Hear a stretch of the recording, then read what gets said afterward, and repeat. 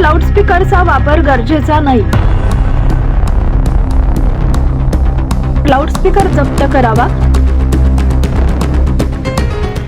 धार्मिक स्थळावर लाऊडस्पीकरचा वापर गरजेचा नाही. प्रार्थना किंवा धार्मिक प्रवचनासाठी लाऊडस्पीकरचा वापर करणं हा कोणत्याही धर्माचा अत्यावश्यक भाग नाही, असं महत्त्वपूर्ण निरीक्षण मुंबई उच्च न्यायालयानं नोंदवलंय. न्यायालयानं ध्वनी प्रदूषणाचे नियम काटेकोरपणे पाळण्याचे आणि कोणत्याही धार्मिक स्थळांकडून ध्वनी प्रदूषण होणार नाही याची खात्री करण्याचे आदेश पोलिसांना दिले.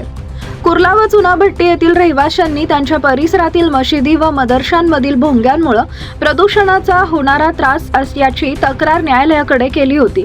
या तक्रारीची दखल घेत न्यायालयानं वरील निर्देश दिले.